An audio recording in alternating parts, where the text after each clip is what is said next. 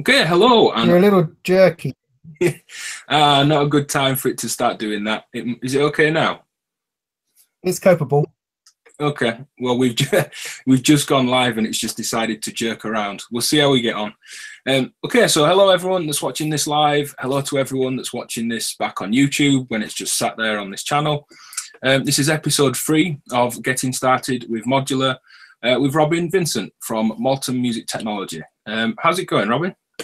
It's going well, thank you, Ben. It's really, yeah, I'm well up for it. I'm here in my shed that people are starting to find is familiar. I think next to my tiny rig. So yeah, go. Yeah, it definitely feels familiar to me, having watched your kind of journey into Modular.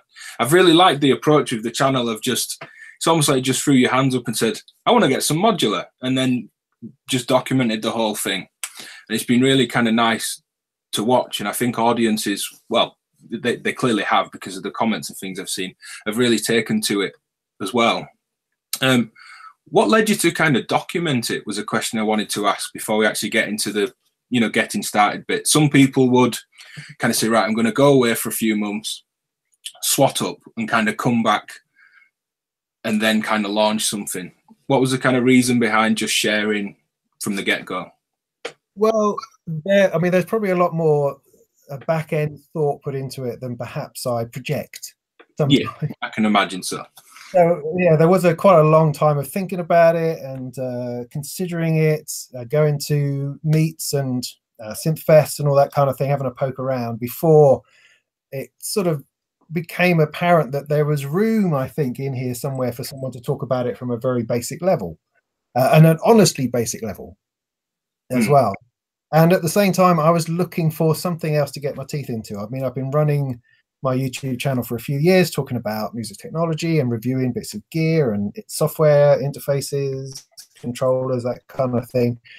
And also generally talking about, and a big part of that was dealing with the Microsoft Surface Pro, because I'm very much into computers, and I've discovered that I thought the Surface Pro was a fabulous little platform for music making. Rather than a laptop, it offered a different way in, a different creative space with touch and pen and all that kind of thing.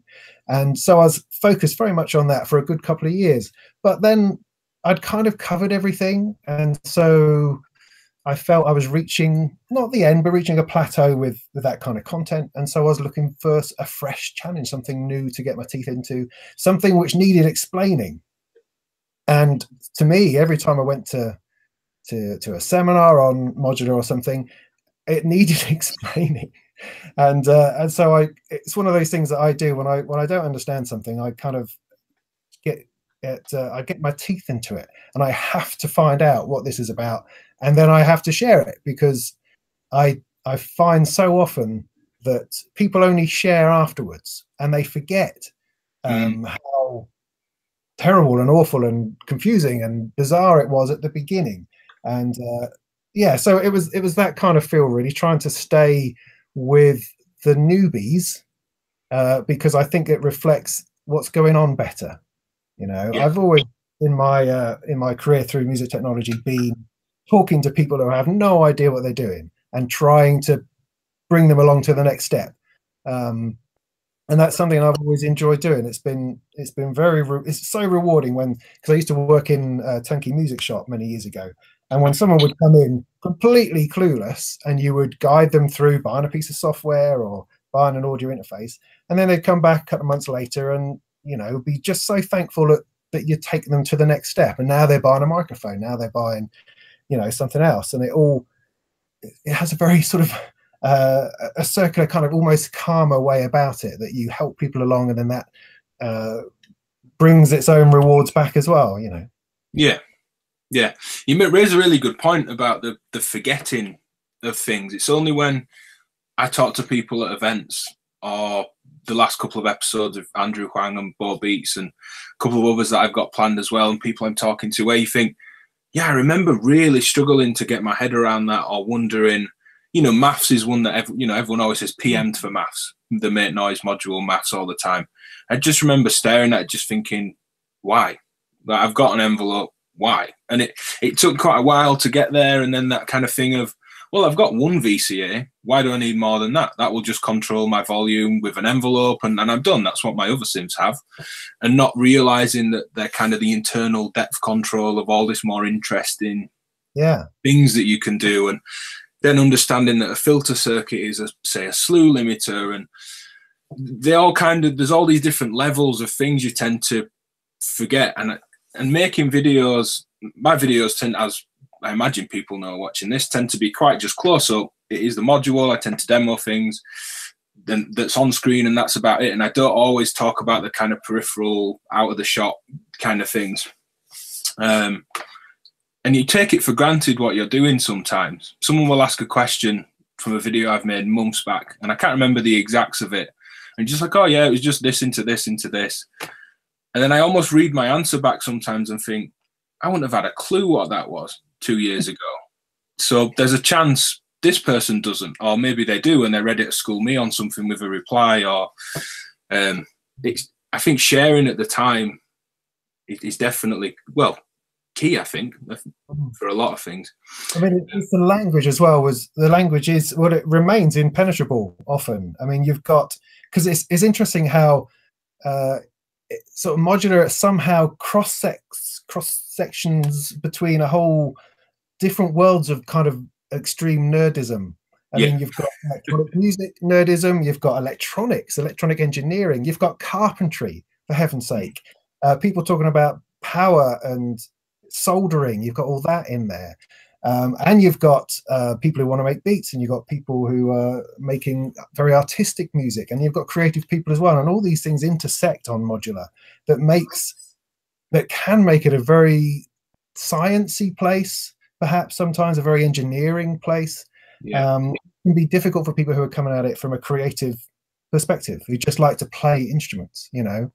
And I find that often on the forums and not in videos so much, because you can see what you're listening to, but in discussion certainly the language is a real headache. It took me a long time to tune in, I think, and I'm still not there. I still read a lot of Facebook posts where I don't really have any idea what they're talking about, but it sounds exciting.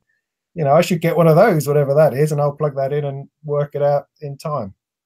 Yeah, and it's the mismatch in language as well. I remember some of my first experiences, say, with MIDI notes, and the idea that there's this note on and off and not just a pitch. You know, there's two bits of information from a very, you know, basic keyboard. Obviously, we've got aftertouch and velocity and other things as well.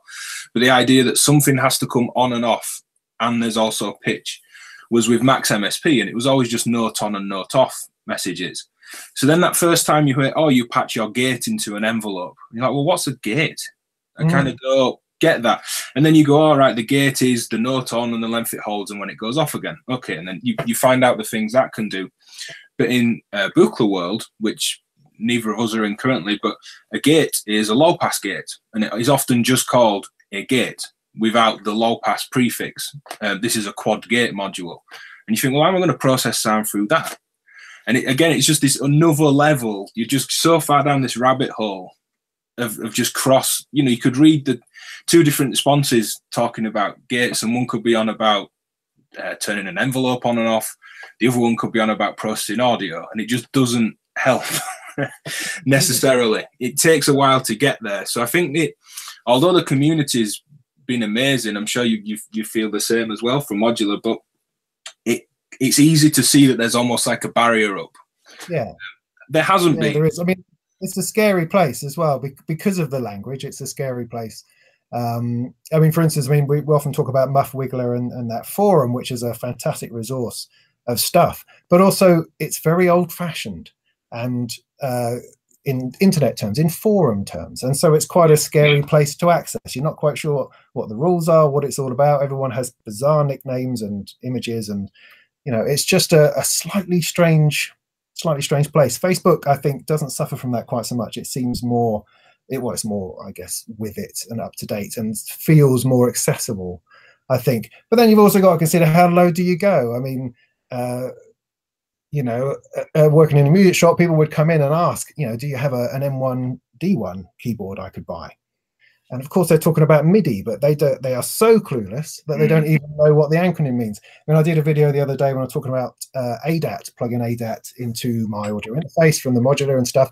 And I had to stop and go, ADAT, oh, it's an optical format. And I felt the need to show what that was, because it suddenly occurred to me that not everybody knows what ADAT is. These are simple terms in music technology all the time, but there's such a level of misunderstanding that we need. I mean, video makers like ourselves should be aware that we do need to restate sometimes, and even to the point of apologizing for being patronizing, because some people will probably see it that way. But you have to keep giving the information so that people have the opportunity to grab it, because you never know at what point they come in, drop it into your video, you know. Yeah, the back end of the Muffwiggler forum is definitely more archaic compared to modern equivalents for forum software. The thing it definitely has over Facebook, and why I always, anyone I say, you know, go sign up to Modular Grid so you can start looking at modules, playing around, playing modular Tetris on there. You waste a lot of time, but it's great. And also join Muffwiggler. A few people have come back and kind of looked around without having an account and said, no, you know, there's loads of Facebook groups, it's fine. The thing it has is a searchable archive. I think Facebook, there's so much of that, oh, where's that great post telling me how to use LFOs more creatively? And you just can't find it again.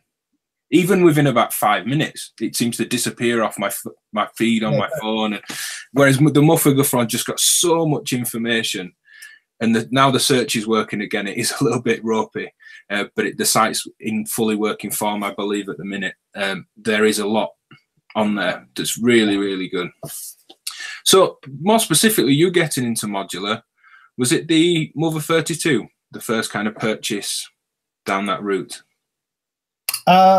Yeah, yes, it was, I think. Well, kind of. I mean, should I just sort of walk my path? Yeah, from having no modular to first few pieces of equipment, what kind of happened? Yeah.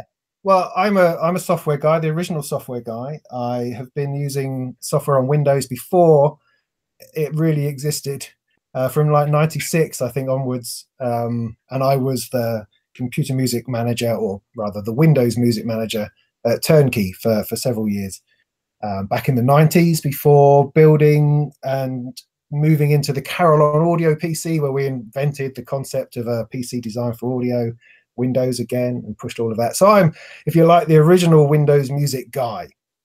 And from that, eventually when I left, I then started a company building audio computers myself, which is Molten Music Technology. That's where that started.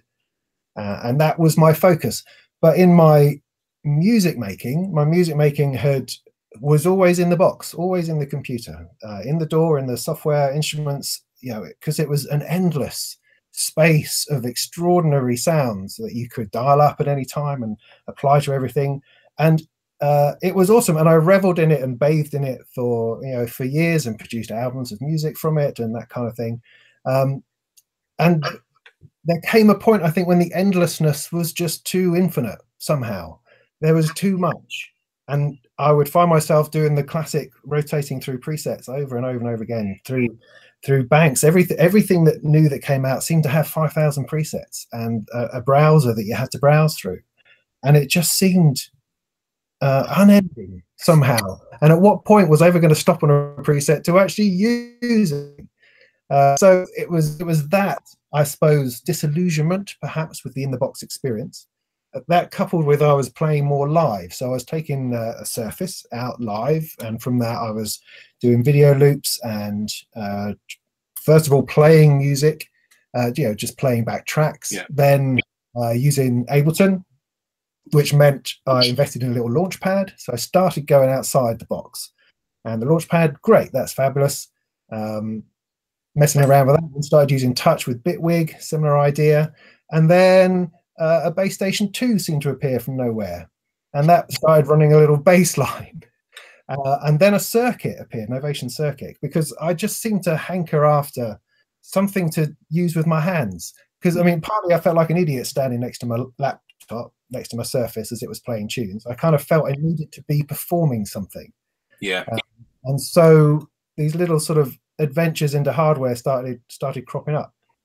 And it was, so I was exploring that. I was exploring lots of MIDI controllers. I mean, I've been through all sorts of virtual gloves and leap motion things and other ways of controlling stuff because I just wanted to get my hands in there. Same with the touch and the pen and all those sorts of avenues.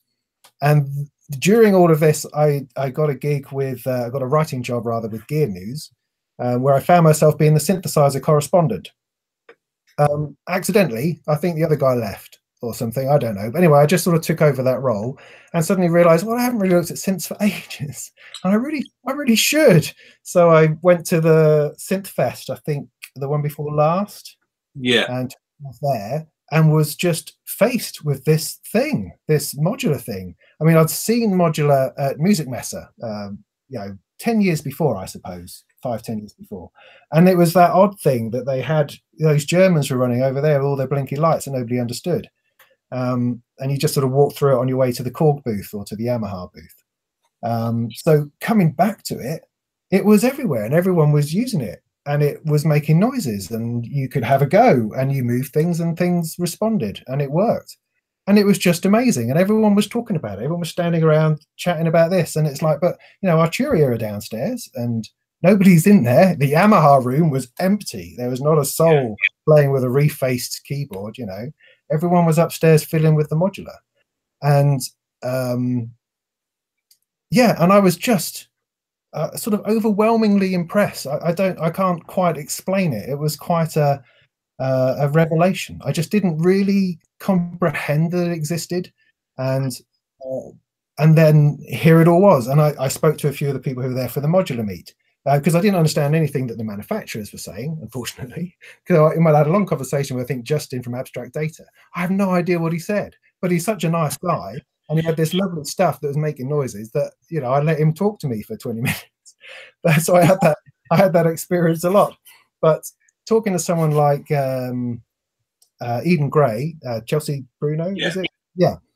She was there. She just had this single row of stuff that was making a load of noise, and I just started talking to her, and she was just fiddling with it, unpatching, repatching, and this amazing sound was coming out, and she was just playing, just fiddling around, and it was extraordinary. And she talked me through what was going through what, and I had a similar experience with other users, I suppose, and I was just stunned. I mean, and from there, I wanted to buy, from that show, I wanted to buy a No Coast, I wanted to buy an Erebus, and I wanted to buy a Mother 32, but I couldn't do all of that, not all at once. That's been bonkers. So I went for something that had Moog on the front because it's a flipping Moog. It says Moog right over here. I mean, to have something like that seemed awesome, I mean, because I working in a music shop, you get very blasé about gear. We had Moog Voyages and stuff. It's like, whatever. I have to clean it at the end of the night and get all the fingers off, and I have to demo it to people who come in to buy the things. And so you forget how awesome this stuff is sometimes. But picking up the Mother 32 was fabulous because, I mean, the reason why it's fabulous, the reason why it's a good step into modular is because it works like a synthesizer. And I understand a synthesizer because you've got a noise thing that then goes through a thing and a filter thing and an output. And it works. You don't have to patch it together. It just makes the noise you expect, and then you twiddle with the resonance and cutoff, and it does what you expect it to. That's very comforting and familiar. It meant that I didn't learn anything, but it meant that I was dipping my feet into the idea of an analog synthesizer and how that works. And it had all this potential sitting there on the matrix patching pad on the right hand side, sat there staring at me going, you could patch this into something else. And that was a great place to start because it was never going to be a waste of time. So I got a MIDI socket, I could plug it in, and I used it at my next gig, and just their stuff, it was playing a bass line and I twiddled with it, and it was fantastic. I was like, look, I'm standing there twiddling with this and I'm making real music. I'm not just triggering a loop in the circuit or something like that. I'm actually, look, this is analog and stuff. So did it pick the bass station off of low end riff duties out of curiosity? Well, I absolutely assumed that the Mother 32 would be the bass line, and when I came to do the gig, it's a strange gig. I do strange gigs. This is an all night cathedral gig where I had 2 slots, one at midnight and one at 6 o'clock in the morning. Hey. I assumed the Mother 32 was going to be the bass line, but I couldn't make it sound like a bass. So it had to take the lead, which was fine. It was doing a leady thing, and I was doing LFOs, and it was wobbling about, and the bass station sounded far better as a bass. And that's actually an interesting point, in that for a long time, or often rather, the bass station sounds better than the modular, because it's a synthesizer designed to sound right within its own context. And it sounds awesome. It's a great little synth. And often I'm sort of working really hard to produce something that doesn't sound anywhere near as nice as a preset on the bass station.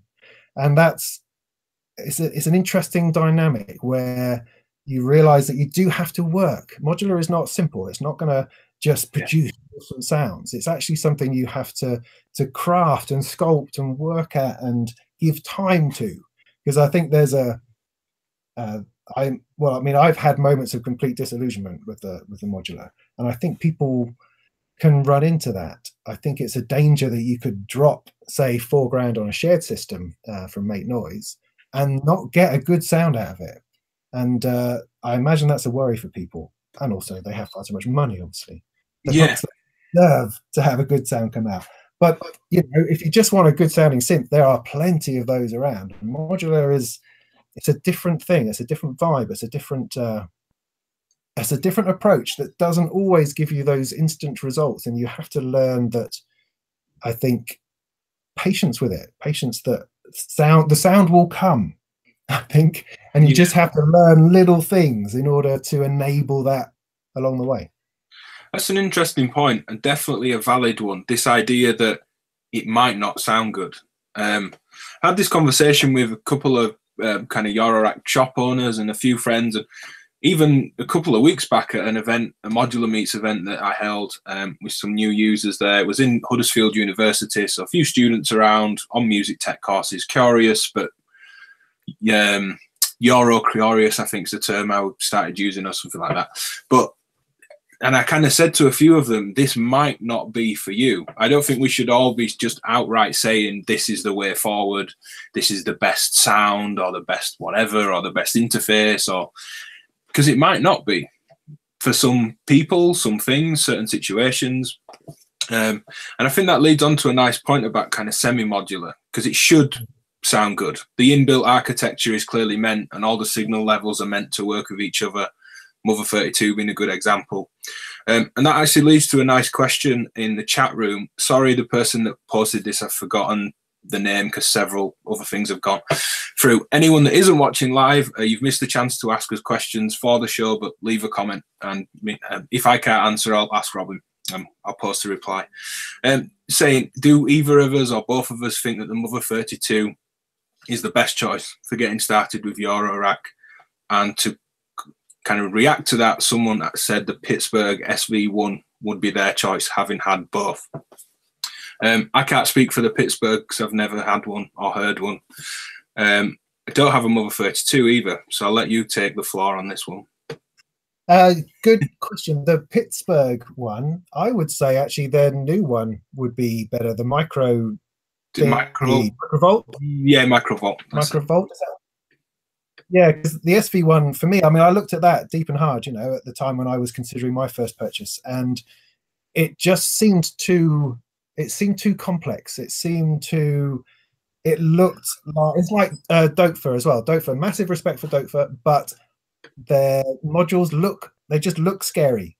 They have a vibe of, again, science about it. Pittsburgh has a bit of that. The Microvolt aside, because that's a very different vibe came off that, I think, which I was very pleased about. Yeah. No one's told me what those white buttons do. What do the white buttons? Anyway, something in the what was I saying? Yeah. So the SV1, on the other hand, felt a bit old school, felt a bit complex and scientific. And that's probably very unfair, but that's the SV1.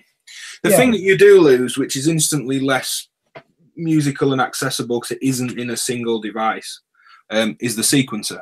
The Mother 32 has the sequencer, so a set of headphones and a plug for power is enough to get going, whereas although there's lots of great options like beat steps and other little sequencers. A Korg SQ1's a great little sequencer as well. You would need something else to make this do anything other than drone. Yes. Which is probably a good question. I think a no coast as well is a serious contender for a start system. Very different flavour. Probably more to learn on, I would say, if you've quite an experienced, maybe classic hardware synth or subtractive, or what's, you know, most vintage synths that we all kind of lust after are subtractive in nature. Yeah. This is probably the most different of all the kind of desktop options. Yeah, I have one of those. I have one of those over here. I got it by accident. It was one of those ones where a friend at Red Dog Music said, "Oh, we've got these coming in. Do you want one?" It's like, no, I don't want one. Are you sure? Okay, put me down for one. And then it came in 3 months later, and I'd forgotten about it. And I went, "Oh yeah, fabulous." So I haven't played with it as much as I should, but it is a fabulous thing. And I have, for anyone who's been following my journey, look, I have just built this afternoon. See that? It's going to go in there. See how clever that is, right? It's not actually Euroracked in. It's just sitting there on a couple of sort of standy rails thing. So I'm very pleased with myself. And I did something a bit DIY like, and I've kind of half racked my no coast, which means I'm going to use it more, which is awesome. So, yeah. So that's a good option, but I agree with you. It doesn't make any sense. You're not going to get that home and make any noise, because it doesn't make any sense. Nothing works like you expect it to, and none of the labels mean anything. It's like you kind of, where's the envelope? You know, where's the volume knob? Does it have a volume knob? I don't know. What is it? The dynamic output or the line output? I don't know.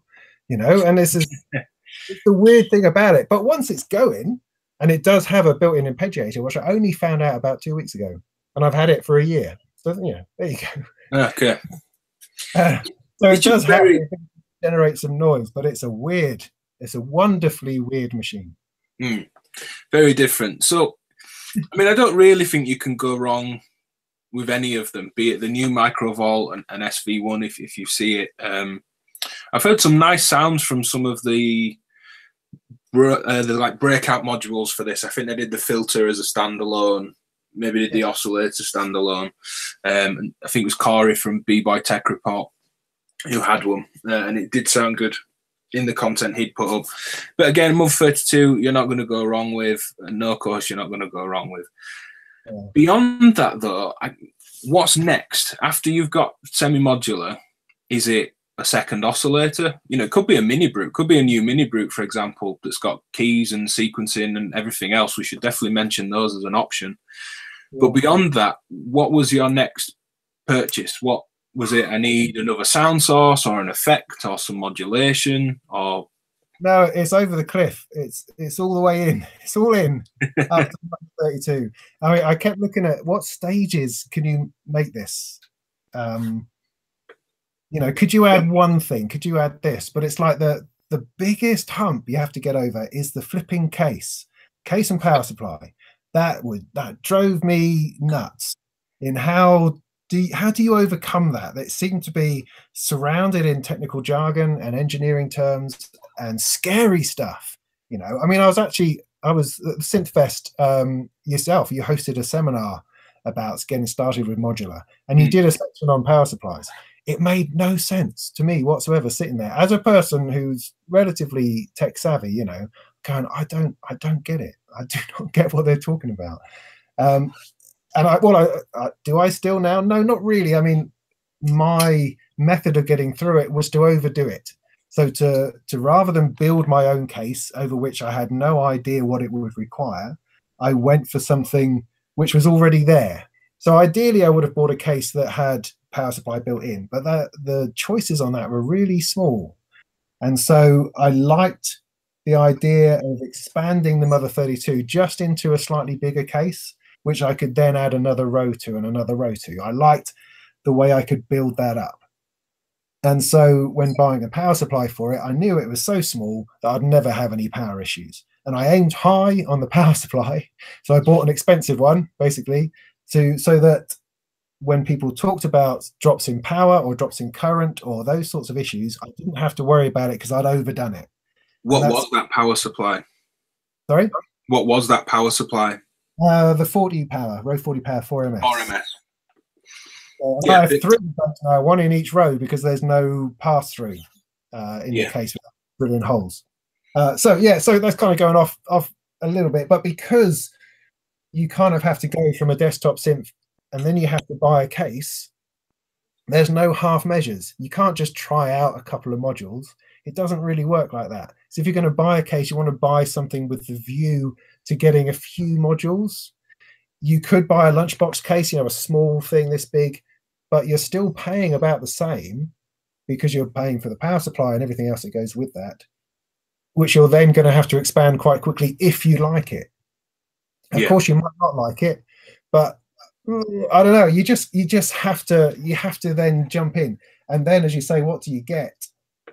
Well, I mean, that's the unanswerable question. But you get something that makes some noise. You get something that makes the noise go up and down, and then you get a filter, because that's what all of us understand as synthesis is about, is having a cutoff knob to twiddle with. So have one of those. I mean, that's a good place to start as any. So if we went for a filter, deliberately a different sounding filter for you than that's in the Moog, or just another one to put at the end of the chain? Or, to be honest, I didn't really understand that filters sounded different. Okay. Because I've played with 1,000 synths in 1,000 music shops, and you always end up playing with a cutoff filter, and it always sounds good. And it's only now that I have a couple of different filters that I realize that they are really distinct. I mean, more distinct than I thought. I mean, I started off with a Polyvox filter because I wrote an article about the new theme music to the new version of the Doom PC game. And he used a Polyvox on that. And I thought, wow, that's fascinating. And the soundtrack is awesome. And the sounds he was making were fantastic. So I suddenly became an expert on old Soviet synthesizers and decided that I needed a Polyvox filter.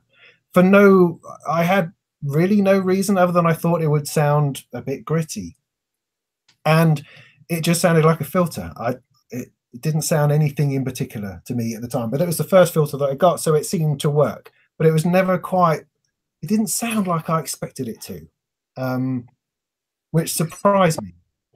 But then later on at a synth meet, funnily enough, somebody sat next to me with a Jupiter 8, just brought a Jupiter 8 keyboard in. Here's me with a little modular. So I'm at Jupiter 8. Oh. And he started playing that, and the filter on that just sounded like a filter was supposed to sound. Maybe it's because of what we're exposed to over time, but that was just that squelchy, same as you get in a TB303, I suppose, that acidy kind of squelch to it. And I thought, well, that's the filter. Why doesn't my filter sound like that? And so because of that, I ended up getting this Systematic Jove that I've got in here, which is based on a Jupiter 6, I think, actually. But it sounds exactly like a filter is supposed to sound. It sounds a bit like the base station one, and it has this musicality to it, this squelch to it. But then, now that I have that in there, I now have these three filters. I've got the ladder filter in the Moog, I've got the Polyvox, and I've got the Jove, and they are very, very distinct. And that had never occurred to me to start with. So I just, I stabbed at a filter which I thought had a good name and I thought might be interesting. Because you have to make a decision. You have to take a choice and a stab at something, and it's not always going to be the right choice either, but you've got to choose something. Otherwise you're going to go around in circles with this modular business, because there are 20 of everything. Which one are you going to... I mean, if people are getting into it and want to buy secondhand, there's not hundreds, but there's lots of Facebook groups for that. Lots of the forums sell between 70 and 80% of new. Tends to be common for a second-hand price, so you can kind of shift and trade, and as long as you have a little bit of a pool of money to start with, you can do the kind of try and buy and shift on, and fairly okay. It holds its value quite well. There's quite a few questions mounted up in the live chat, so pull a couple in. Justin said, will the Neutron beat out the Mother 32 and the SV1, the Behringer Neutron? Beat's probably not the word I'd use for any of it, because it's all quite subjective, but it's certainly got more features than either of them. whether it sounds better or worse to you or me or Robin is an entirely different thing. But I think the exciting thing with the Neutron is Behringer making an original synth. Yeah, totally.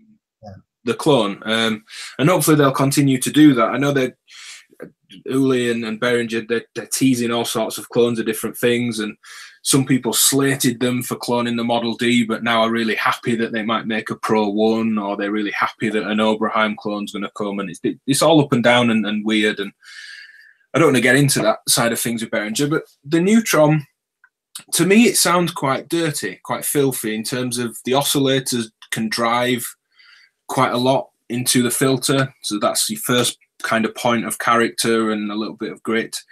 Then you've actually got the overdrive right in that circuit as well.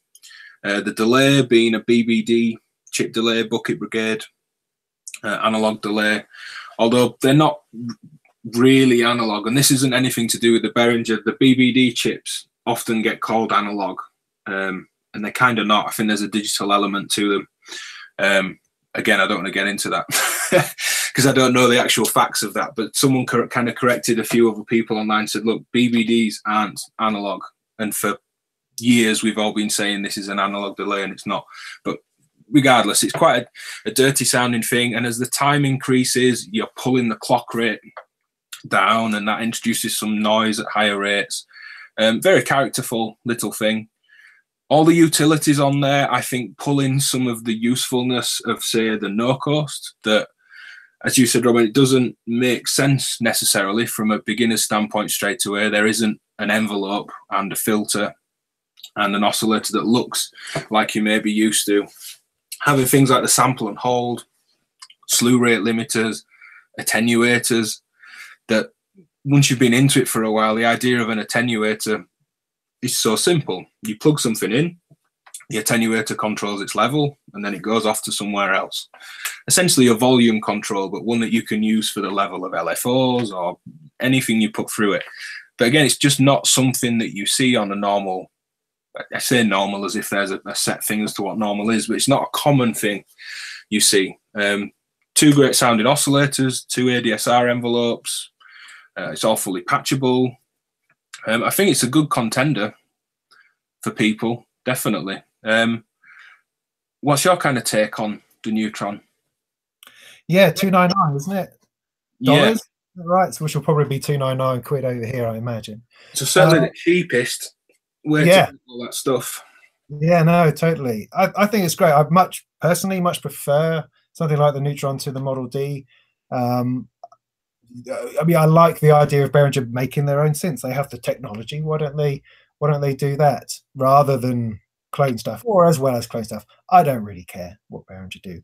But the Neutron I thought was great. I was very pleased when it came out because it gave us something else to talk about rather than having to compare it to something it's supposed to be trying to be. It can be something of its own. It uses the same chip as absolutely everything at the moment, doesn't it? So it's the CEM based chips with the Curtis chips. It's the same oscillator chip that was in like a Roland SH101, some of the old sequential synths as well. They were reissued. I believe Erica Synths actually reissue and manufacture the chip. Behringer do, because Behringer own Cool Audio, which a lot of people are using for chips and then slagging off Behringer. But Cool Audio is a sub-company of Music Group that is Uli Behringer's company. And I think the family of, and the kind of Curtis family have officially reissued them as well. There's certainly several oscillators coming all based around this chip. Yeah. This year. I mean, Moleco, I think, have used it in their Mantha, and there's at least 5 or 6 of them at NAMM, I think, that were all sporting the same chip. And what struck me, I think, was the suggestion or the discussion is that all these things are going to sound the same, and are they all going to sound like the Prophet 5 or the SH101 ultimately? Although how different did they sound is a question. But there was a guy there whose name escapes me now, unfortunately, from Sheer Electronics, who was there last year with this Oberheim clone thing that he had made. Is that the young lad that's kind of Yeah, rebuilt the like whole 18, Oberheim? 19. Yeah, so he was there last year with this Oberheim copy thing that he'd conceived somehow in his spare time from being a teenager, and it was great. And everyone was like, "Oh, this is the most fantastic thing ever!" And then, like a week after now, it just vanished. He completely disappeared. But he was back again this year, saying, "Oh no, we're still doing it. We just haven't had time to update the website." You know, that kind of lack of marketing awareness. But one thing that he said, which I thought was really interesting, was that he said that it's not, because everyone was obviously asking about Behringer and their attempts to do clones. And I mean, my assumption was that he'd been bought out by Behringer and they'd taken his technology, that kind of thing. But that was not. But he said that it's not in the chips. You know, a synthesizer is not in the. I mean, this is a 19-year-old kid talking to us wizened old synthesizer addicts, and he's saying, you know, the synthesizer is not in the chips. It's in the way the signal flows. It's in the architecture. It's in the physicality of the synthesizer somehow. So it's more than just the oscillator that's being generated within that chip, you know. And I thought that's really insightful, because in essence that's what modular is. You know, we all have the same oscillators potentially, but we're all capable of creating these extremely different sounds out of them, because it's not just the wobbling vibration that's going on in that oscillator. It's what you've patched it to, how you've patched it, how that moves through the system. And I think that's, you know, that's a very interesting way of looking at it, and a way to tackle this situation of these not ridiculous clones, these extraordinary clones that we have, because we're in this golden time where we have access to these extraordinary things for very little money that Behringer's enabled us to do. But we perhaps should remember that the sound is not necessarily in the replication of the circuits. There's something else, even to the point you can go, because music is such a perceptual thing, because it's such a thing that resonates with us as humans, that it's not just electronics. It's also in the interface. It's also in your hands on there. It's also in the way we listen to it and how we plug it in. And, you know, there's so much more to a synthesizer than just those electrical parts. Yes, isn't it? Yeah, and I love that idea of like the shared system releases that Make Noise do on Make Noise Records, where you all have the same system. You know, give me your system for a week, you take a case of mine for a week, and we wouldn't patch the same things at all. And I love this idea that, unlike maybe say a guitar that has, obviously there's a huge range of guitar music out there, but if someone likes funk music, there's probably a set of riffs that are probably going to come out in some way. Or if someone says play a funk bass line, or play a jazz chord, or play a rock riff, there's kind of a vocabulary there through education and more widespread use of the instrument that I just don't think's there for modular. So it's this really interesting, odd, you know, give us all the same 6 modules and no one will create the same thing. And that really is a huge part of the attraction for me.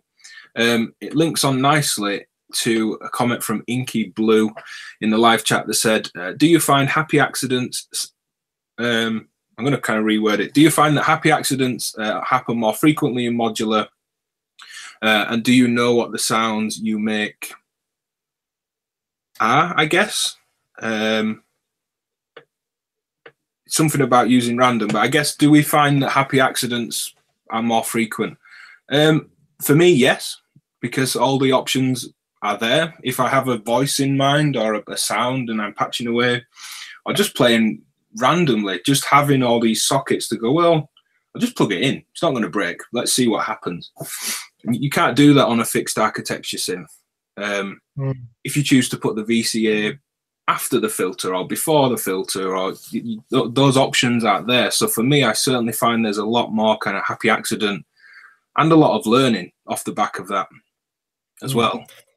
Totally. I mean, for me, it's all an accident. There's no plan. There's no, really, there isn't. I mean, the thing that opened this up, I think, for me, because you do fight with it, I think, to start with. You have small successes to start with, and then you kind of get a bit stuck. And what opened it up for me was the music thing, Turing Machine, because I wasn't having to come up with a melody anymore, because I had this Step Pro, which also I don't really like. I'm trying to like it because I understand it's a creative device, but it requires me to put notes in. I'm having to put notes in and stuff. Whereas with the Turing machine, it just generates stuff. You turn it on. Once you've worked out, you have to clock it first, because that's the first problem I had. It sat there staring at me, not doing anything at all. It just generates notes, and they're mostly fabulous. And you plug it into things, and then you can get on with learning what things do without having to worry about the melody, having to worry about coming up with some kind of line of music. It's like having it's like having a guitarist. Tell the guitarist, just play stuff, and I'll fiddle with your pedals. You know, it's that kind of feeling. Yeah. And you can actually get to learn stuff because you're not having to worry about actually making the melody. So yeah, absolutely. I accidentally find everything, and that is that's part of it. I mean, you know, I guess people who watch my videos, we have this slight antagonism going on in my lack of manual reading, in that I frustrate people because I have this overwhelming urge to intuit my way through things. I just want to stumble in and find things, and that works most of the time. Doesn't always. Clouds, I'm looking at you, doesn't work with clouds. Didn't work with maths either for a long time. But mostly I just want to feel my way in. I don't want to have to sit down and learn how to work something. And a lot of modular is like that, because you have one knob per function, or you have one patch socket per function, which is also why I've avoided menu-based modules for a large part. Because I don't want that. I don't want to have to learn where page 6 is in order to find the thing to do the thing. I just want to go ooh and ooh and ooh, and I do a lot of that. There's a lot of oohs in my in my patching. So yeah, happy accidents are king, you know. And of course, when you go away from it, that happy accident has then vaporized into the ether, never to be found again, because that's the sort of that's the temporal nature, or of it as well, which I love and hate all at the same time. We'll keep going with some of the live questions. Feel free to keep putting them in. If I miss them when we're getting towards wrapping up, not now, but when we do come to wrap up, do ask your question again, because there's a few kind of pinging down my live chat window. William said he likes the idea of building a minimal Eurorack drum machine, 909-ish sounds, maybe sequence with a Beat Step Pro. Could that fit in a lunchbox? Yes, it could fit in a small lunchbox case. Tip-top drums are great for kind of clones of your 909s and 808s. You'll need a mixer and a sequencer to kind of create the drum machine. So like I said, a Beat Step Pro, a few drum voices, and a way to mix it. There's lots of different mixers in Eurorack. If you go on modulargrid.net, you can sort module by function. So you could put in mixer or drum or effect or VCAs or whatever. And you could probably build an interesting drum machine. You could have a 909 drum machine, and this is where it's more interesting for me. You might have, say, the kick, snare, hats of a 909, but some really crazy, odd, weird drum voices instead of toms or cymbals, or some effects in there that go before the mixer. You could do a lot more than build a clone, or just build a clone. So completely up to you. Have you looked into drums at all, Robin, or is it not of interest? No, it is of interest. It's a point. Well, it's what I mean. It was one of those things that shocked me, I think, because I assumed I could buy a little drum module that would have drums in it. But that's not how Modular works. You buy a module that has one drum, just one drum.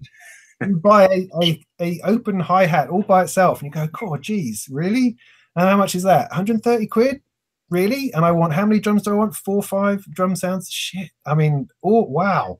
That's a lot of modules and a lot of money just to produce a drum kit. I mean, I absolutely assumed I could get a drum kit and a module. And I have kind of found that now that those things are vaguely available. But often than not, they are singular. I mean, my drum experience is I have a Pico drums, 2 drums, you see, 2 drum sounds in there with very little control. And they are samples, but they're all right.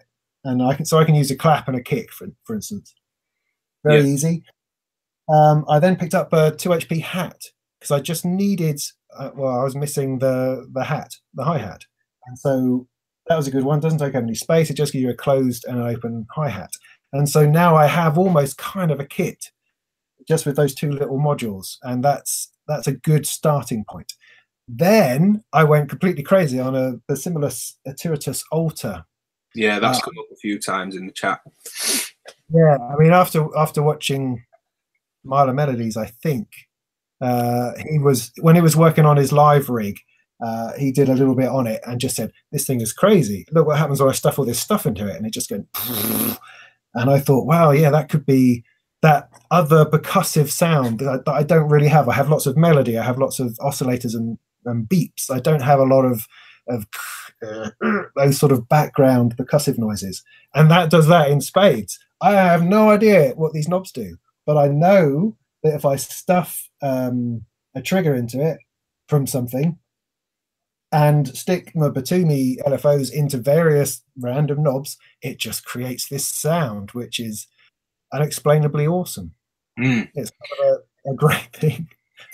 Yeah, I don't know about the Alter. There's a third liquid mode on that, but the two modes on the original, so I didn't get the updated Alter, are one is a set of FM operators and the other is an additive bank of sine waves.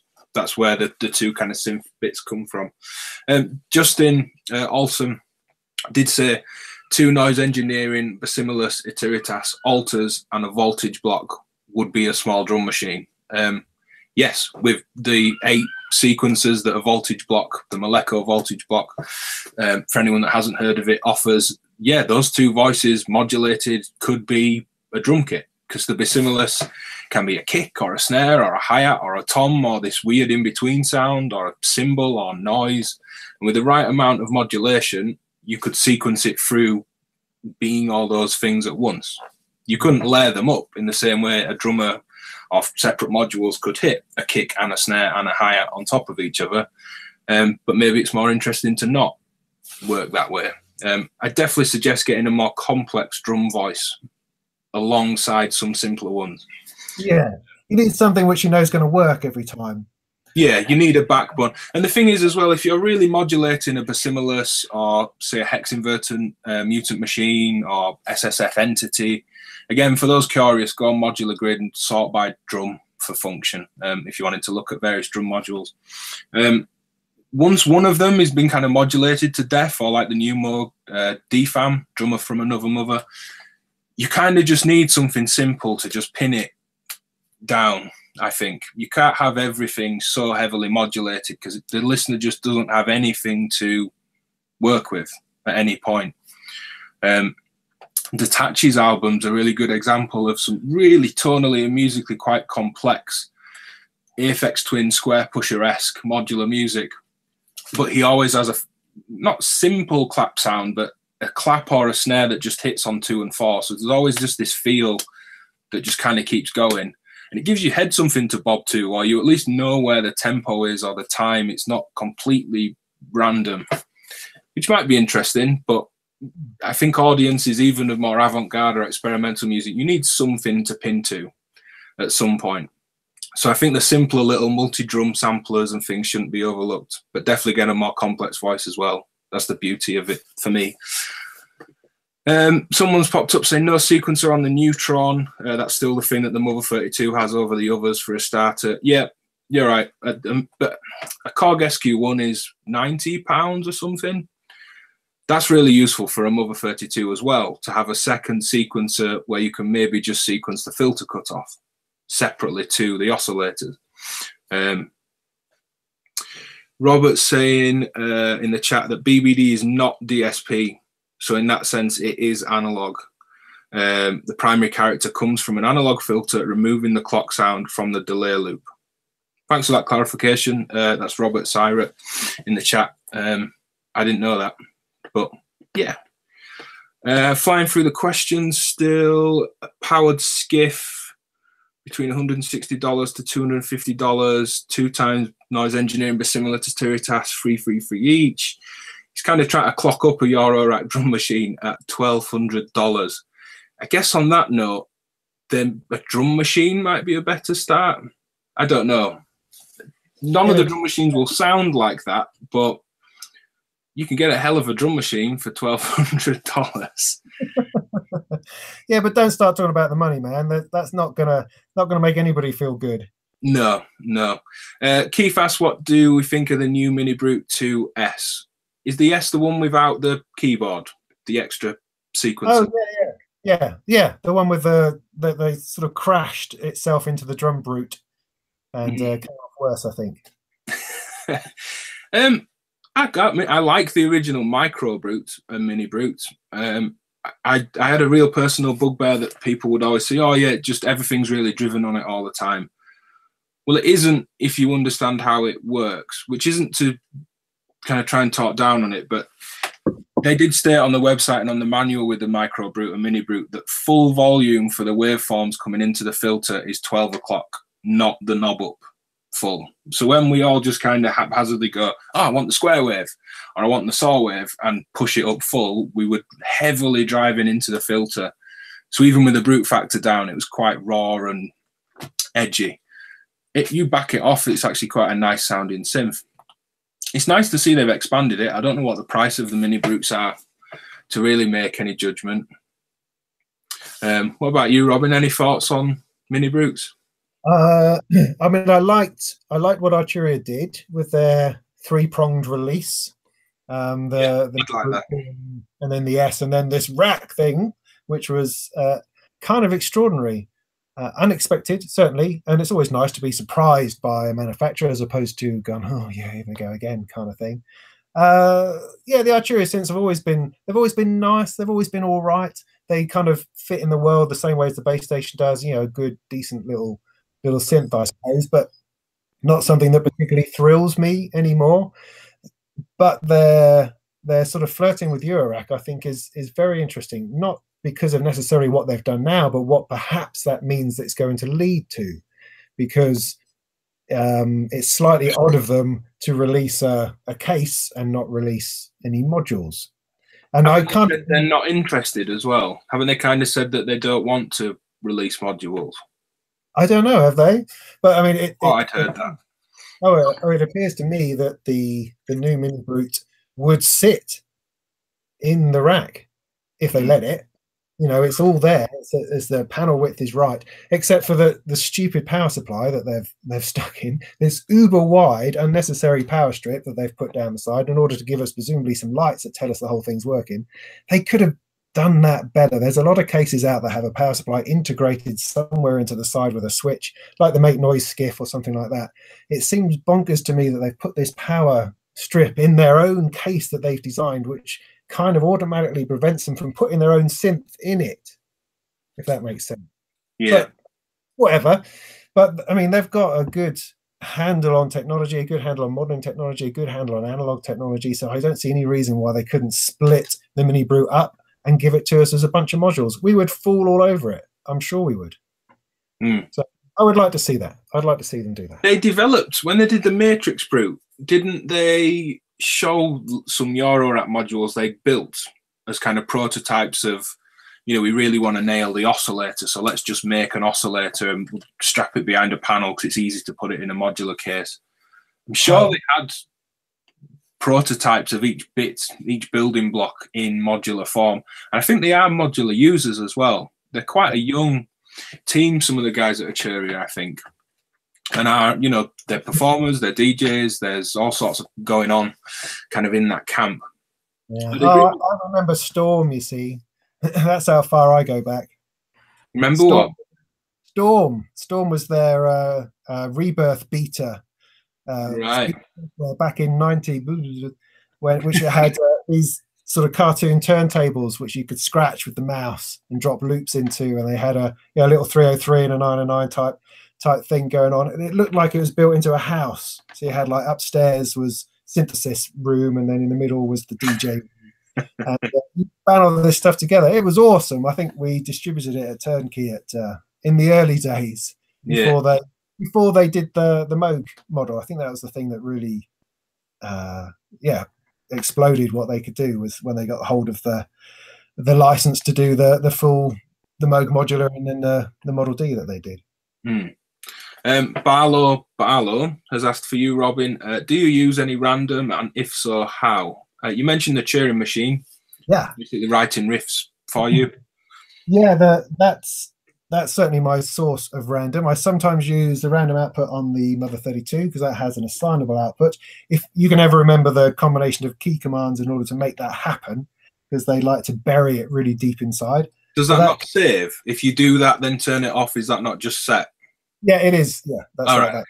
But I did a thing where I did a review of this Rolly keyboard, and I had to reassign it to something else, and now I can't remember how to assign it back. But I have a manual somewhere, and I'll discover that again at some point. So yeah, I use the Turing machine for that. I really want a random LFO, a stepped LFO of some kind. I've got the Batumi, and I understand that there's another firmware for it which could provide me with that. But I use the Turing machine for that as well. So I sort of flip from using it for modulation and then using it for notes. Since I've got the Varigate 4 Plus, which I can use just to generate some notes by pushing sliders around, it's allowed me to use a Turing as a random for modulation rather than just for melody, which is cool. But it is something I want to get more of, I think. Yes, I have a long list of things I would like to get more of. But yeah, that's another story. It did just come up about the new, I think they call it the expert firmware for the Batumi. I haven't put it on mine, so I can't. Bath the Bath, it was that asked that. I can't speak of the expert firmware in the Batumi either. I just have the original one, and it's a great LFO, so I haven't felt the need. I really like XAOC. I think they do some fabulous stuff. I mean, that's the only one thing of theirs that they have, but I really just love their the sort of style, their sort of desk Eastern European feel with slightly more interesting knobs. I mean, I have no idea what any of the stuff sounds like, of course, but it just looks interesting, and the aesthetic and that vibe that some modules give off is very much part of it. Very much part of the reasons why I choose things, because I'm easily persuaded by a pretty panel. No, it's a huge part of it, and it really kind of hit home when I did a rig rundown video, which is another kind of video series I do with Nathan Moody, and he's got these albums, Blue Box and Red Box, and the Blue Box is a 6U case with the Sputnik modular keyboard and a kind of one row of synth voice, and it's all been, everything's blue. He's completely changed all the knobs and as much as he can to give it this one consistent aesthetic to it. And it does look gorgeous. And I think the way you would approach it would be entirely different to this kind of higgle-piggle Frankenstein system. And then the Red Box, he did the same thing. It was some Verbos modules, so there was some black on the panels and bright red knobs, and then replaced all those on his other bits of equipment. And we spoke about that exact thing, that the whole experience affects the output in terms of sound, because it's how you patch it and everything, and that's different the way it looks. And it made me want to go drop a ton of money on changing loads of knobs. So they're all the same. Have you thought about a kind of one manufacturer system or one manufacturer voice, or how's your kind of patching changing if not, or if you group certain things together? Do you tend to rejig a lot? What, the layout wise? Yeah, I haven't done particularly, although we have a very irregular synth meets in Norwich every now and again, and I tend to take one row, so I'll pull a load of stuff out and jam it into one row and just take that, and that's made it really interesting, because it makes me sit down with a smaller number of modules and really focus on it making some kind of worthwhile sound, that's sensitive to everything else that's going on. So I do move it around a bit in that regard, but otherwise it's mostly unintentional. I mean, for some reason I have these two here only because you can't see, of course, but I have the Z4000 there and the STO there. The only reason that they are where they are is because they match in color, and that seemed to be pleasing for some reason. But most otherwise, no, there's no rhyme or reason to it. I seem to have oscillators on the left, moving through modulation to mixing on the right and sequencing on the right. No, that's about it. I mean, I had a really good demo on the shared system the at your modular meet last In Leeds in August. summer. Mm. Could have been Rubber Dub were there, yeah. Yeah. And the guy there took me through the Make Noise shared system, and it was just a beautiful piece of work. I could see how, or rather, he explained, or I could understand as he explained how Make Noise had put these modules together so that they work together in a way that separate modules don't somehow. There Yeah. was some kind of synergy, the way the flow went through, using that 1U section in the middle that patched CV in and out to different places. It was brilliant, and I'd never thought about how manufacturers design their modules for their own modules in creating a set like that. Because me, pick and mix, pick from here, pick from there, without any thought to that at all. And in some ways, at the moment, for instance, I'm kind of veering away from Erica synths because I have a little bit too much of it, which is no reason for that other than I don't want my rack to look too samey. Yeah. I get that. So I want to. The next thing I want to go in there needs to be something that contrasts to what's already there, and that makes no sense musically. It makes no sense technically, I suppose. But again, you need to make a decision. You need some reasons to make decisions, and I think aesthetically is just as good. Ergonomically is just a good reason as anything else. Yeah. I think it forces the learning as well. I mean, you buy a share system, you've a hell of a lot of learning to do. But the kind of Frankenstein approach and pick and mix, it does force some learning, definitely. The advantage, and local technique in the chat room said this as well, was going to ask about preferences for one manufacturer. If a filter needs 8 volts to fully open the cutoff and your envelope only peaks at 5 volts, it won't ever fully open the filter. Or maybe the VCA needs 10 volts to open, but you've only got envelopes that are 5 volts. So you're only running at half volume on your VCA output, which is where utilities come in, amplifiers, attenuators, all these extra bits you need to really get the most of things. But there's definite, you said the perfect word, synergy of a one manufacturer system, because you don't need those utilities. Everything just, I mean, you do, and you can use them and be more expressive and creative, but everything will just work. The output of the oscillator level is made to go into that low pass gate or that filter, so it's not overdriving or not hitting it hard enough. The envelopes are the right peak for the CV inputs that they might go into. And I think that's where some of the frustration comes from. There isn't a standard. There is no standard for what the peak of an envelope should be. You hit the key or the sequencer tells something to play a note. The envelope strikes, it rises and hits its peak, whatever the attack time is or rise time. Nothing says what that top voltage should be. And it's the same for LFOs. There's kind of, most oscillators and LFOs will swing between +5 and -5 volts, but not all of them. And sometimes you'll have an oscillator and go, this sounds quiet. Why does that oscillator sound quieter than that when I literally patch it into the exact same signal path? And then it's that kind of headache of, all right, I need an amplifier to get it to the same level, so everything's going to respond the same. That's the only frustration, I think, of the kind of Frankenstein system. But it's a real one, and it's mean, because what you just said there about 8 volts and 10 volts and these other voltages you used, a lot of us are not going to understand what on earth you're talking about, and our reality, I suppose, our experience of that is that we're going to assume we're not working it right, we're not doing it right. Because I mean, I had this experience the other day with my Z4000, this envelope over here, which I struggle to use because I don't fully comprehend it.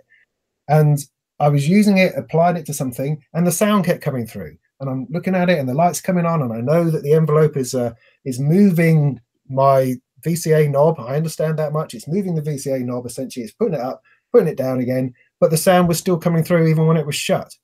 Yes. Sorry. Sorry. Talking to me for no reason. And that was, yeah, and I could not work out why that was happening, because that's not how envelopes work. And it wasn't until I was fiddling with some of the other knobs, a deviator knob on it, that I could sort of trim it down to the point that it closed properly. And up until that point, I just assumed I was doing something wrong. And I think, as you talk about frustration, a lot of new users, particularly people who are more on the creative side rather than the scientific side or technical side, perhaps, are going to run into those problems. You're going to run into situations where something isn't working as you'd expect it to because of this mismatch between modules and voltages. I mean, the assumption is, excuse me, is perhaps that you would therefore apply a multimeter. But again, if you're a creative person, you don't have a multimeter, or let alone know how to use it. And so you're stuck in this situation where some things just are not working right. And I've discovered that, and my response to that. One second. We've got people in the chat saying you've set Siri off. Yeah, I have. I don't know. What did I say? All right, awesome. So, what was I saying? I don't know. But yeah, so my advice, or what I've discovered in when I stumble into frustration with something, I just have to let it be. Don't rip it out, don't sell it, just let it be, and then you'll come back around to it later on when you've learned something more. For instance, where is it? A trim. I bought a trim, which was a fabulous purchase, just a little 2 HP trim, and it got the LFOs under control. I was having problems where things were getting too big, things were being modulated too far, and I just wanted to do small amounts of modulation and couldn't work out how to do that. And just something like a little trim is one of those things which brings the amplitude down and allows you to modulate things at a smaller level or a different level, or give a little bit more finesse to it. Yeah. But you're not going to get that straight away, because it will never occur to you to buy a trim when you first buy your first 4 or 5, 6 modules. It will be something you'll get as module number 12, module number 13, but it's those little bits that let you get over those bits of frustration and use modules that you've forgotten about and can come back to with a new enthusiasm, Yeah. I've pulled the chat window up again. This is the live chat for anyone that's not watching live. Andrew asked a question. Andrew Southworth, what's your approach to recording Eurorack? I've mostly been using MIDI from my computer to clock everything so it's in sync, but it's hard when you're using a rack sequencer. I don't know if that's actually recording Eurorack or trying to sync it to other gear. We'll try and kind of ask both. Justin followed up as well, saying, do we record a stereo pair or separate track outs? Is it layered sounds or a straight performance? Do you want to go first on that, Robin? I guess recording first. Good. Your chain to record your modular.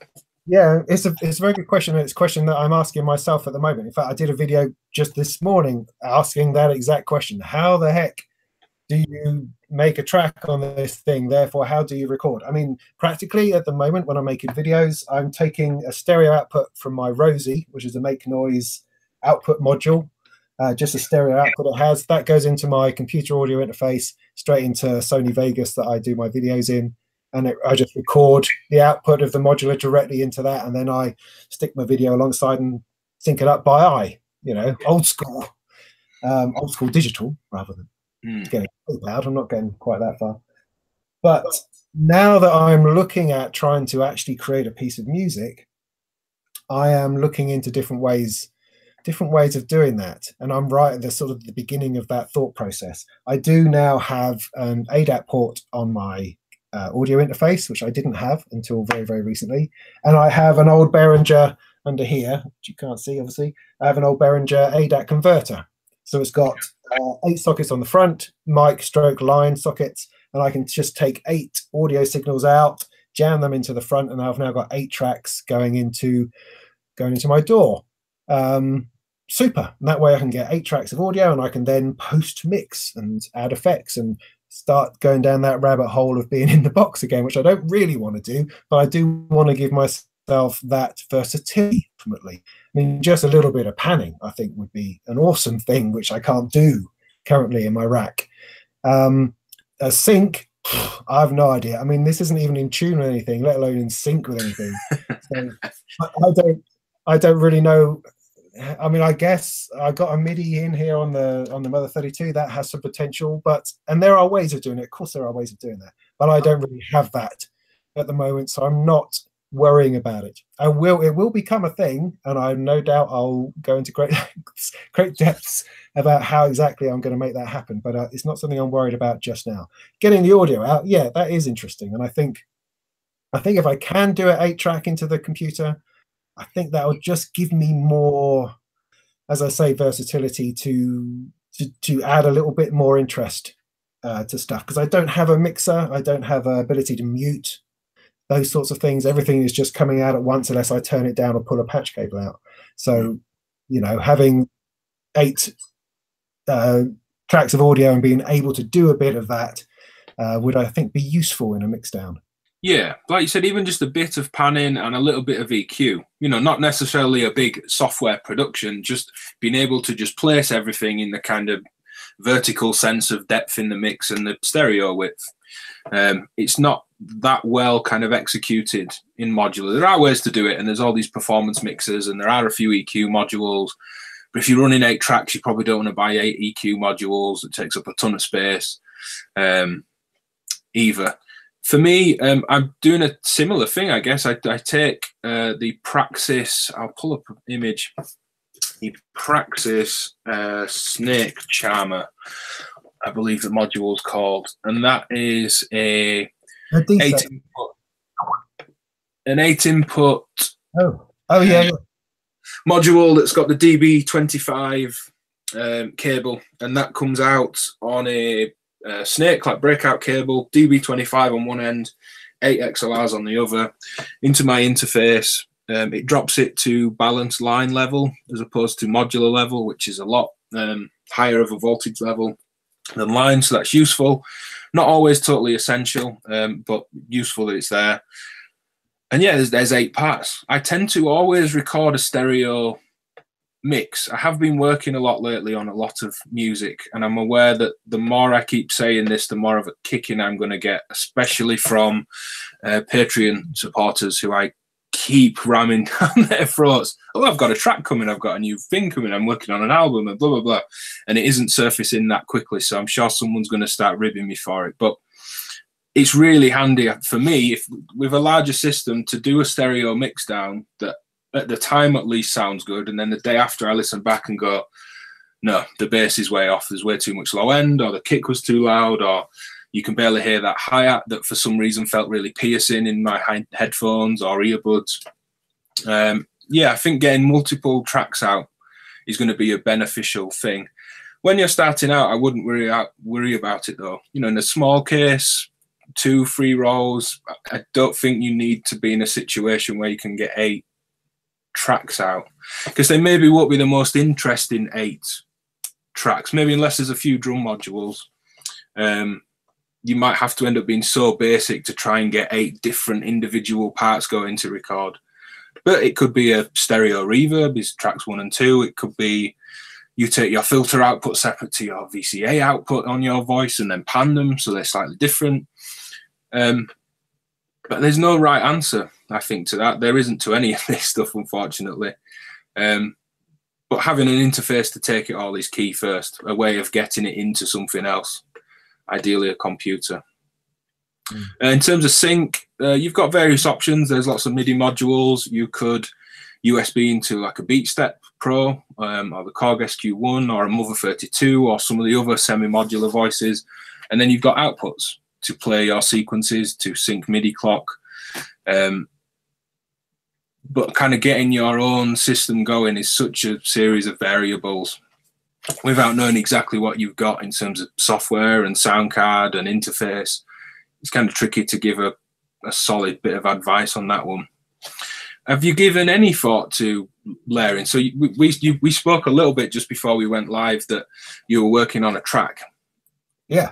So are you aiming to get everything live, or are you wanting to multi-track it, or? Well, yes, yes, and yes, in that I have both those ideas. I don't know which one I'm going to go for yet. I like the idea of very much of as modular as an instrument. I like the idea that as I would pick up a guitar as a singer-songwriter and play and record my voice and the guitar at the same time, and that would be my track. That would be enough, you know. I like the idea of the Eurorack being the same, in that I would play, I would control, I would make things happen, and the output of that would be a performance and something worth listening to and worth releasing, you know. So I don't want to overthink it. I don't want to treat it like I would in a DAW, because in a DAW I'd layer and layer and layer, and you know, ad nauseum, I suppose, different layers of stuff moving around all over the place.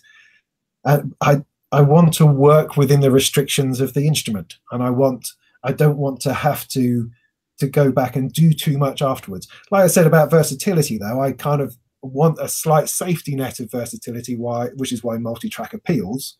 But I don't want to get tied up in that, because what it means is that after I've perhaps worked for an hour trying to work up a tune and then hit record, I've then got, you know, how long's a piece of string sort of time working on that arrangement afterwards.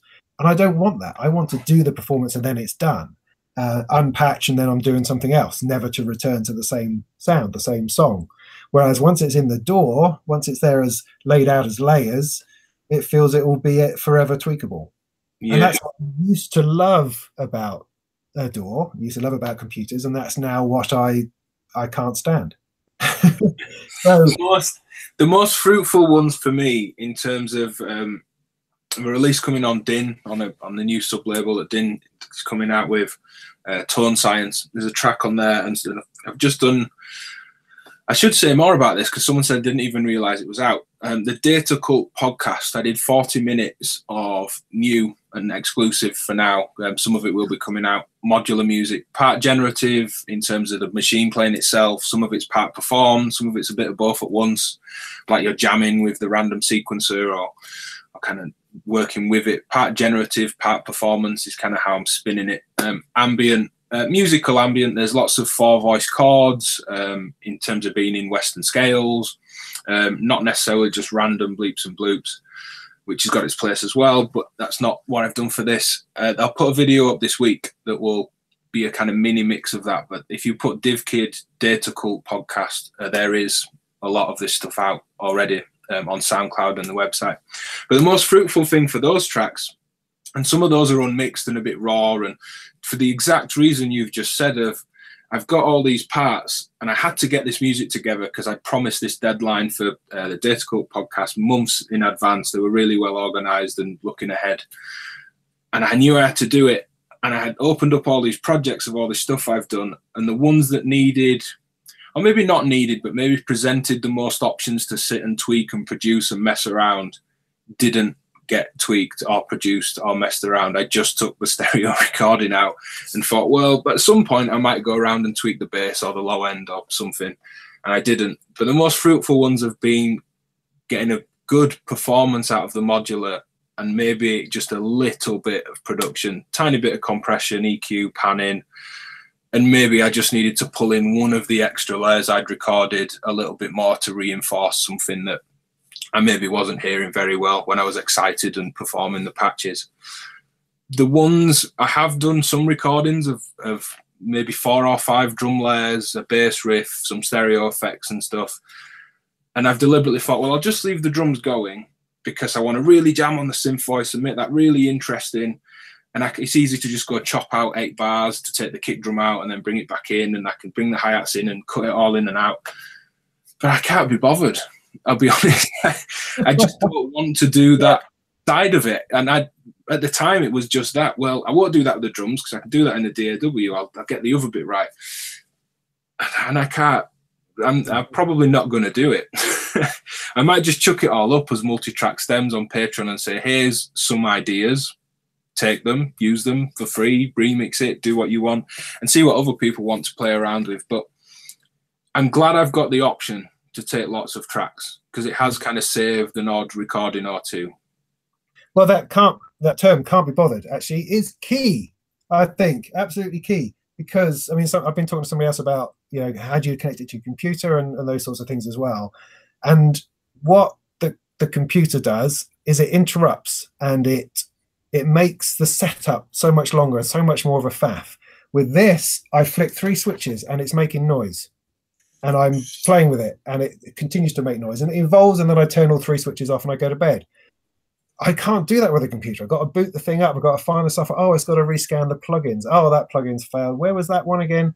Oh, one of my tracks I've deleted, or I've moved the folder. I've got to get that back over here. Because, I mean, like many of us, my computer does everything. And so it's not just a music-making computer. It's also everything else. And so that it's a mess most of the time. And booting a computer and getting into software is an effort, a faff that is removed completely. It does not exist. I have 3 power switches. That's it, and it's working. I mean, it's faff free, you know, which is excellent. And just one thing to point out, I think, is if you're starting out, one of the things that really worked for me was this output module. Before I had the Rosie, other output modules are available. I was going from the output of my VCA, from the Veils, straight into my sound card, into my audio interface, and it was a bit crap. And it sounded a bit crap, and I was kind of, oh, you know, it's distorting, and it just wasn't right. And I was having to turn everything down, and you know, it was my ignorance, not really understanding that the levels that come out of Modular are so much hotter than your sound card would expect. And it wasn't really until I got the Rosie, which is just an output module. It has 2 channels. Which you can mix between, which is a nice little feature, and it has a send return for effects, which is something that I understand and I can use. I have reverb on it. It's just a nice thing, and it gives you a headphone output and a line output, and it's a line output that you plug into your sound card, and it works. And that took a lot of headache out of me feeling a bit miserable about the sound coming out of my Eurorack. So consider it. It's not an essential purchase initially, but it's something that should be high on your list. And they're boring, not interesting. They're not going to do anything exciting, but it just gives you a good, solid output. M. Campbell raises a good point of the biggest problem with recording is that you need to do it right before you get sick of the patch. Hit record before you even plug it on. I kind of accepted a while ago that if I have an evening free and I'm just playing around freely for no other reason than playing on the system, that I just have to accept if I haven't hit record on something, be it a portable recorder like a Zoom H4 or H6 or anything like that, or I put the computer on, I just have to accept it's gone. So it's one or the other for me. It's really clear cut. I come into the room and think I'm going to turn the computer on, load up Logic and record everything before I start, or even hit record before I turn the modular on. And just record all of it. Because it's easy to record an hour playing on the modular and go, it's rubbish, or I don't want it, and just delete it. Space to record that amount of information is quite cheap. So I sometimes just do that. I'll just record the whole evening. And if something great happens, I'll scribble it on a bit of paper, you know, they're at 8:15, cool bass riff. And I might come back to it. I probably won't, but definitely hit record before you start. Or just accept it's gone. There's no in between at all. We'll start. Weight lifted off our shoulders, though, I think, as musicians, this idea that it's gone. Because computers, again, ties up in knots because you get a virus or your hard drive crashes and it's the end of your life. Or you have, you know, I build computers for people as my day job. And people who have got really old computers trying to upgrade want to bring all these old plugins and stuff, because it might be that guy who did that album on my computer 10 years ago might want to come back and retweak. And if that happens, I'm going to need that old plugin to still work. And how much of a headache that is to make that all work. Whereas all of that is gone. All that idea of having to retain those hard drives and everything that's on the shelf and backed up, all that fat, it's gone because it's here. It's like picking up a guitar. You don't pick up a guitar and have to back it up. You pick it up, you play it, you then put it down. This is the same, and it's freeing. It's so enormously freeing. Thinking of not being free because it's thinking about data. Christopher in the live chat says, what resolution do we record at? My system by default is 48K and 24-bit.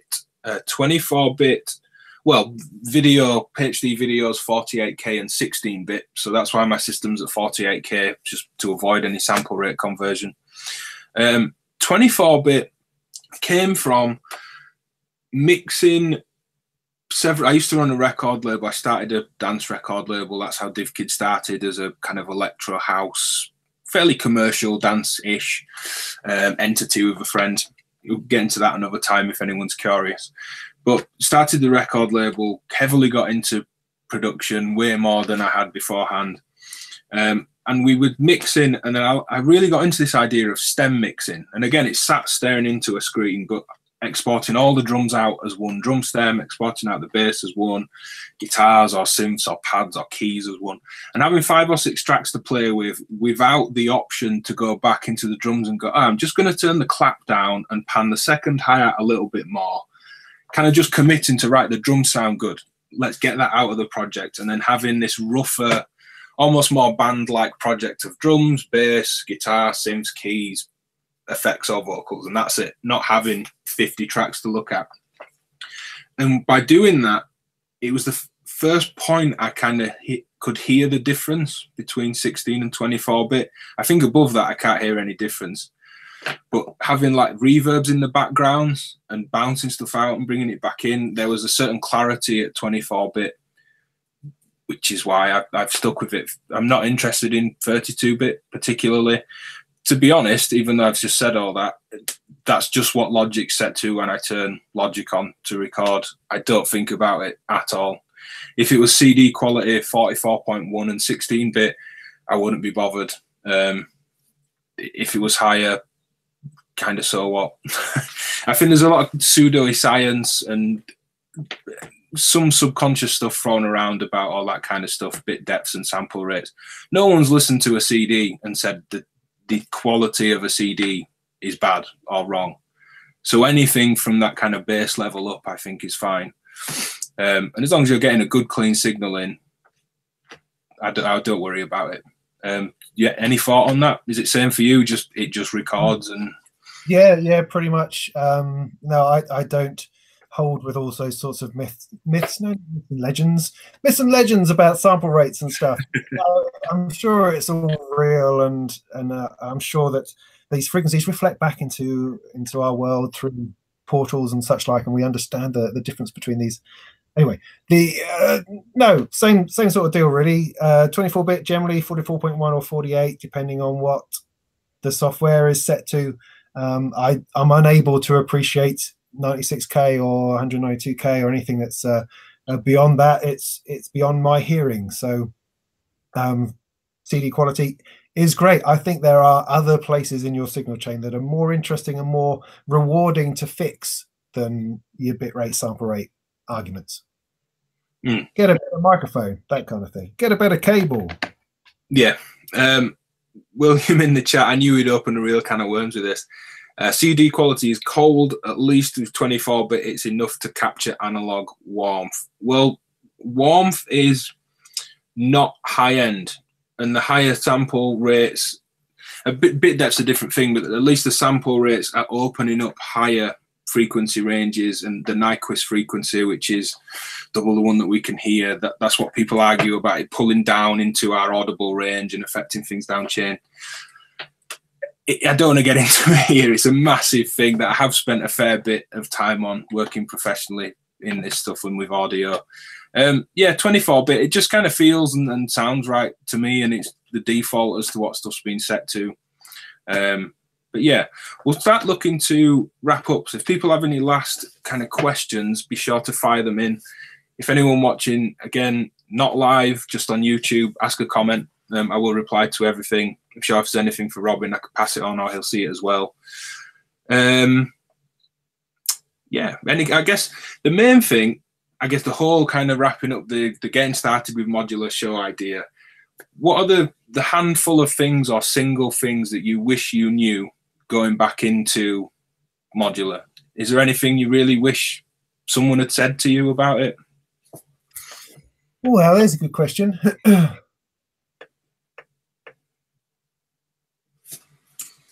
Yeah, interesting. Not really. I mean, I think that because there's no obvious path, I think more than anything, you need encouragement and reassurance. Reassurance that it will sound better after you've had a bit of a go. Because your first go, once you haven't electrocuted yourself and you've worked out how everything's plugged in the right way up, it won't sound any good. It will sound worse than your synth you've got knocking around over there. And you have to give it time. And you have to learn little things, I think. Because there's a lot of, again, when you're talking to people, there's an assumed level of knowledge because people who have been doing it for a long time know what they're talking about, and they absolutely assume that you know how these things go together because it's obvious, but it's not when you're starting out. And you need to give yourself time, and you need to feel encouraged that you will get somewhere. It's not as difficult as it seems initially, and you will get over these little humps. You just need to have these little victories. Like for me, my first victory was realizing that the oscillator doesn't go through the envelope, because on a synthesizer it looks like it goes through it, because your sound goes in and it's shaped by the envelope, but it's not. The oscillator is the same the whole time, the same as the fact the oscillator is on the whole time. It doesn't turn off, because on a synthesizer you press a key and that turns it on and turns it off, which of course it doesn't. It opens something else. It turns a volume up and down. It doesn't turn the oscillator on and off. And these tiny little discoveries that you make because you patch your oscillator into your envelope and wonder why that doesn't work. Yeah. Not work. Oh, you need a VCA. Do I? VCA, right? What's that? Okay, and then VCA. And then what do I do? And so you discover that, and then you've got this drone sound. How do I turn the thing off? Well, you need a gate. Oh, a gate as well. Right. Okay. Where do I pick that? Oh, right. Okay.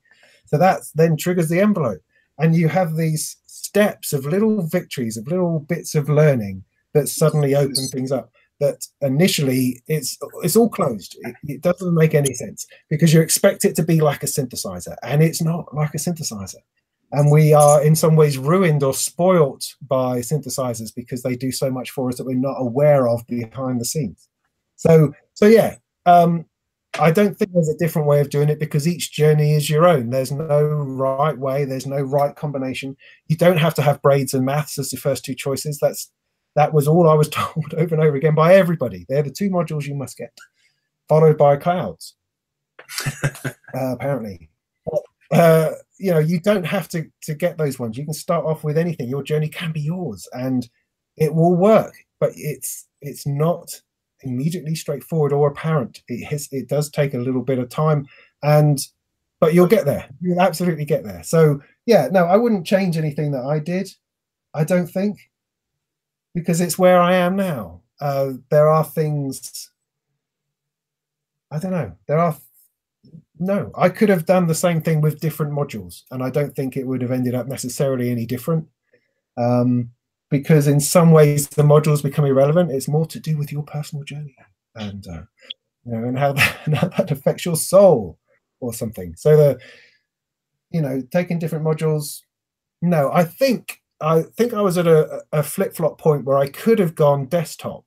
I think I could have, from the Mother 32, I could have bought, well, I did buy the No Coast, as I said, by accident, but I could have bought an Erebus, and I could have bought some other desktop boxes and been completely happy, immersed in a desktop box world as there is now, because there's these fabulous little boxes out now, and that could be another way to go. So if modular just seems that little bit too scary, then I think desktop boxes is a viable alternative to a very similar way of patching things together, but each box by itself will make its own noise. So you don't have to worry about how I actually get a flipping sound out in the first place. So maybe that's a consideration. But otherwise, keep at it and be encouraged, and your journey is your own. No one can dictate that for you. You just have to stumble on. Stumble on. Yeah, and ask questions as well. People, I'm aware that maybe some of the things I've said tonight, and certainly some of the other videos are maybe intermediate, kind of entry level, maybe some are a bit more advanced, hopefully some cater to beginners as well, but I'm aware not all of it will do. But everyone I've found to be really approachable, whether their content seems like this unpenetrable high level thing, whoever that may be, or seems really beginner friendly. Speak to people. So it's been a really great scene for me to just go, hang on a minute, this Facebook video you put in this group last week, I've watched it a few times, I have no idea how you're making that bass sound. And some people might ignore you, but no one's ever been rude to me. Just ask questions, and I think it's a really helpful scene. One question that did come up, and it's gone by enough that I can't see the name anymore. Best ambient effect in 12 HP. All I wanted to say was leave a comment, because that's too vague of a question. Ambient as a word is really vague. If it's a splashy reverb in a 1950s sci-fi type space, then a spring reverb would be better. If it's the ultimate drone thing, then some sort of DSP effects that maybe has feedback, so this ever long reverb trail comes, or maybe ambience is Foley recordings and it's the sound of leaves rustling in a forest or wind blowing, and then a little sample player would be a better use of space. Leave a comment more with what you mean. In a spring tank. With a spring in it, in a tank thing that's connected to a music thing. That's a thing. Get one of those. That's fun and real and mechanical, and you can shove sponges in to dampen it, and yeah, scratch it with your finger, that kind of thing. Although you hit the spring with your finger and it's about 100 times louder than any signal you've ever ran into it. That's the only thing with spring reverbs. You go, yeah, I'll just give it a whack for a bit of an effect. It just blows your head off. Where can we get you guys music? You're just starting to work on some modular music, Robin, to answer the question for you. So that's to come. My music, not that I want to put up a wall to it, and it certainly won't be in the future. Patreon. Supporting me on Patreon is getting you making of videos, behind the scenes stuff, exclusives. Anytime I make a video that's just, here's this module, I will pan out and go through the whole thing and the mixing and the effects. And the music's being given to those guys first as well. I'm probably going to give away all the multi-tracks and the stems and kind of a making of the album. The rest of it will just end up on a Bandcamp page for anyone to just chuck a few dollars at later down the line. William just said the same thing. DivKid, where's your music? Patreon. It will be, for those that maybe are a little annoyed at thinking, I don't want to go support him on Patreon, which is fine. If the album hits Bandcamp for $5, the $5 tier on my Patreon will get you the album and all the videos of the patches and the stems and the projects and about 27, 28 exclusive videos that more are added all the time. So hopefully it's going to, as time goes on, become an increasingly interesting kind of proposition to support and get ongoing content. That's really where I'm trying to nurture what the community is for me, and where my time goes, to be honest. Making extra content, and that income is proving to start to pay some bills. It's growing very nicely. The numbers on there, if people are interested as to what it makes me per month. Yeah, Patreon, if you want it straight away. They've got a few tracks. They will have more. They've got a lot of exclusive stuff already. But Bandcamp, I'm a bit disillusioned with an actual public release. I've been releasing music and kind of did the digital label thing for a while, and I was in a band that did fairly well with Radio 1 Play, and I'm not really interested in going back down that hole. I find the modular really liberating and interesting and inspiring. It'd be nice, I guess, for it to be on Spotify for people, and it's really easy to just join an aggregator site and get it on iTunes and everywhere else, but it's not where my motivation lies at the minute. It's also not going to make any money back. Let's be realistic. It's not going to make me any money back. Go putting that effort into doing that. So Patreon, I guess, is my answer. This more interesting for me anyway. There's a response. There's this you get something back from it, and comment and talking about the process, and I find that really inspiring, and it inspires me to do more. Making $20 from iTunes sales, if it does really well, because you don't get very much back from iTunes, doesn't interest me in the slightest, really. But it'll be everywhere eventually. You can keep hassling me for music, and feel free to pester me about any of that stuff. Damn that documentary. I don't know what documentary they're on about. I always get blasted by the DivKid title, thwack. Thwack's a good word. Yeah, that reverse whoosh, like thing that happens at the start. It means you've got to set your speakers at the right level, because nothing will be louder than that in the video. Yeah, anyway, cool. Let's leave it there for today. Thank you very much for your time, Robin. I think the chat room's live chat's been really good. And yeah, I'd say join Muffwiggler, even if it seems intimidating. If you're looking to get into this, search around, even if you don't ask any questions. Facebook is maybe a little bit more approachable if you feel comfier on there as a platform. Join Modular Grid. Start talking to people that make YouTube videos, such as us two and anyone else. Yeah. And like you said, I'm always doing my best to answer comments. I mean, I get my most interaction, I find, in the comments on my YouTube videos. So if you follow me on YouTube, comments in there, I will always do my best to answer every single comment if I'm able to. If they're worth answering, of course. Then that's always a good place. Happy to talk and answer stupid questions, because I've asked them all myself. I mean, even one of my videos is all about asking stupid questions, so go and check that one out. But always happy to respond to that. And as DivKid says, most people do, and most people, I think, feel there's a nice feeling about feeling you're an expert on something, and so people like to share that. And it's a nice place. For the vast majority of the time on Facebook and Muff Wiggler and other places, it's a really nice place. You'll get the odd idiot, of course. And but on the whole, people will go, yeah, I'll answer that question. So don't be afraid to ask. And also read. Don't be afraid to read a little bit through the comments, because you might find your question is already answered. So do that as well. Normal internet type etiquette. Yeah, I'd say that for Muff Wiggler. Before, that's the Molten Music Technology channel for anyone. It's nicer to look at than my face to end on. So make sure you go subscribe and check out the videos. I do really enjoy, just while you're here, not trying to embarrass you, the monthly just kind of technology rundowns. Yeah. I really just enjoy, here's what's happened, here's some stuff I've missed, here's your take on it. I really like that format for video, as well as obviously the modular content. But yeah, just general thing on a forum, maybe before you put, should I buy this filter or this filter, search if you can, because the answers may be there. I think that's where the frustration comes from on these forums, when not another rate my rack thread and someone puts a picture up, I've bought a Mother 32 and a Clouds, what do I get next? And it's been answered hundreds of times. There are obviously people that just want to fling something at the internet and get the answer back.